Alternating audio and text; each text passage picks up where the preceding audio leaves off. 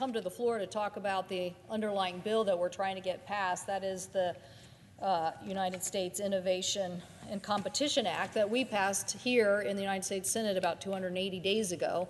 And one aspect of that bill is a provision that we just had a hearing on in the Commerce Committee today. That is the funding of what are called semiconductors, the key technology enabling so much of the technology sectors today, from your phones to your smart devices to automobiles to the transition we want to make on clean energy to just about everything that we see that is essential to be smarter, more connected, and to play off some of the advances in technology that allow us to be more efficient. But we're here to talk about how chips is also a supply chain issue. And the supply chain of this product has definitely been impacted over the last few years, both by the fact that there has been a higher demand for them and because of what's happened during COVID.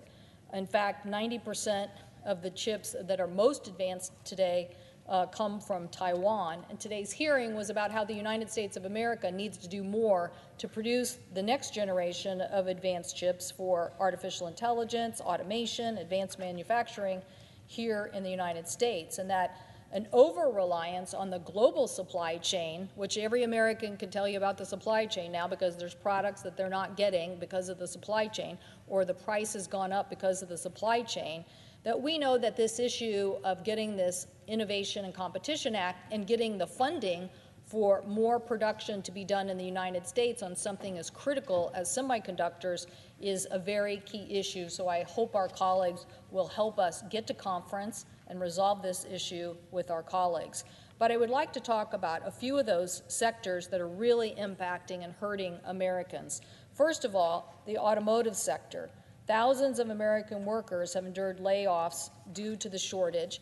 The global automotive industry suffered over $200 billion in losses, and Ford was forced to halt or cut production at 8 plants as recently as last month. The cost of a used car has gone up 41%, and the price of new cars 12%. A lot of this is due to the semiconductor shortage. Let me repeat those numbers. The price of a used car has gone up 41%, the price of a new car over here 12%, and this is a price of 12% increase on new equipment. Well, if you think about it right now, most of those people who are trying to buy the new cars, they might be on a waiting list. But people who can easily afford a new car and need one but can't get it due to the shortage, they're buying used cars instead, and that is what is driving up the price. So who feels the pain at the pump? It's not the person who has to wait a few extra months for that new car that they wanted. It's the person whose radiator blew out last week, who just needs anything to drive to work, anything to get them to and from their job. But now that used car is 41% more expensive. That basic used car might have cost $5,000 last year, but if you add the 41 cents to that, it's now costing $7,000. So where's the extra $2,000 coming from, that American consumer who has to delay a family trip or do without things for their children, or maybe not even be able to pay next month's rent? All of this is due to the impacts that we're seeing from this shortage. So chips and the semiconductor effort that we're trying to address in the underlying bill is really the ultimate supply chain issue. That is that some of the networking equipment that I mentioned here, 12% increase. Sometimes people are selling chips for 100 times their regular price just so that people will compete for them to build out the broadband access. We also are seeing issues of security, that now that the source of the chips are so concentrated in Taiwan that at least 7 different chip manufacturers have people have tried to hack them to steal the designs of these chips. So these are all the reasons why we today here need to advance this bill, say to the House, we want to go to conference, we want to move forward on this legislation.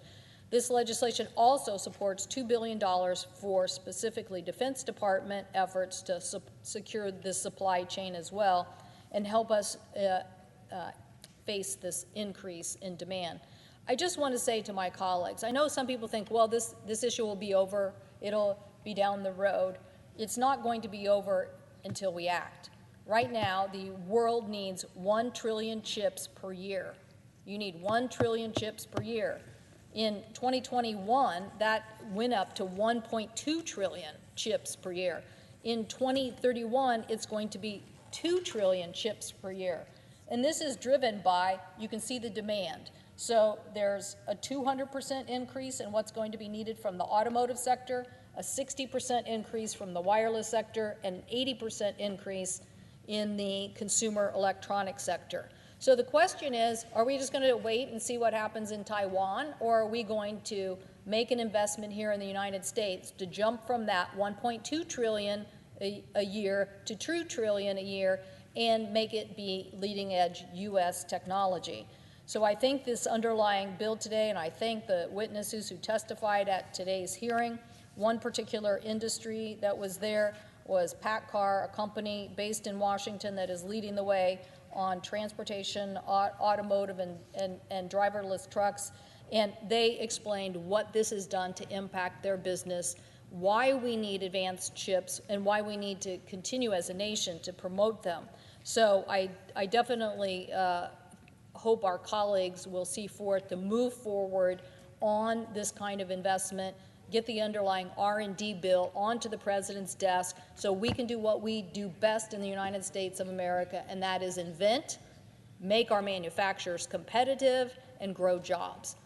So with that, Madam President, I'd like to turn to another issue. I've been joined here on the floor by my colleague, Senator Klobuchar. We very much appreciate her and Senator Thune's efforts on trying to tackle some of the supply chain issues that are at the ports. Our ports are seeing record amount of traffic, 20-some% increase in the amount of traffic coming into the United States, and that congestion has caused lots of problems at our ports. Senator Klobuchar and Thune announced legislation that we marked up in committee earlier this week that I hope will see action on the Senate floor as early as next week. That legislation puts new tools into the hands of the Federal Maritime Commission, whose job it is to make sure that there aren't unreasonable rates or practices that impact negatively shippers in the United States. And right now what's happening is particularly our agricultural sector is getting very hard hit. That is that literally some of these foreign shippers who are at record profits and record millions have basically been leaving without the U.S. exports. They literally are coming to the United States, dropping product off, and leaving less than full and hurrying back to pick up more product and deliver it to the United States. And our growers haven't been able to get their products onto those ships, and the resulting of that is they are left on the docks and without the ability to deliver the product to the customers that they would like to see. So our farmers need help and solutions on this. One solution by the Biden-Harris administration that Secretary Vilsack has implemented is a pop-up space at our ports to help defray the cost of freight that's been caused. I just want our colleagues to know that more needs to be done with the Klobuchar-Thune bill because the container cost has gone from $1,300 per container to $11,000 per container. This is part of data that's been provided to us. And what's happened is that not only is that the cost that they're facing, as I said, sometimes they're called and said, if your product isn't here, then we're leaving without it. And that is a big problem for if you're talking about Washington apples, seafood, any of the other products that are big from our state. One individual testified or came to a press event that we had in Seattle last week, said that the dairy industry and supply chain last year and the problems cost U.S. dairy over $1.5 billion. And it means that more containers are leaving the port empty. We believe that the loss of revenue to the ag sector may be as much as 22%. That is that our ag sector isn't being able to get their product out. So I want to thank the President for his infrastructure package and putting more money into ports and port development, as we did in a bipartisan way with our colleagues in the Commerce Committee, and also for getting this project up and running here at Terminal 46 in Seattle. This pop-up storage helped facilitate and pre-position our agricultural products so that they could be ready to get on those ships and not face a penalty because of the congestion we're seeing. USDA is providing our exporters with $200 to $400 per container to help with the storage cost, but it's literally getting them in position so that they can be right around the corner and get picked up quickly. So I want to thank the Biden administration on that. But I also want to encourage our colleagues to move ahead, as I mentioned, on the Klobuchar-Thune bill, which is saying to the major federal entity whose day job it is to oversee reasonable rates as it relates to shipping in the United States. Please, let's get this legislation on the Senate floor. If we care about supply chain issues, if we care about the prices that are impacting consumers, then let's get this legislation on the floor. Obviously, the amount of cost that we're seeing per container and the amount of increase in those container costs are impacting everyone. So if those costs are on every container, whether they're coming in or leaving, then we're seeing increased costs to consumers and consumer products all across the board. So let's get these supply chain issues like USICA, the United States Innovation and Competition Act, let's get that supply chain moving. Let's get that supply chain of us making legislation with the House moving so we can fix real supply chain problems with our semiconductors. And let's get this Federal Maritime Commission bill on the floor next week so we can address the supply chain problems that are costing us more with ag and costing us more with imports. I thank the President, and I yield the floor.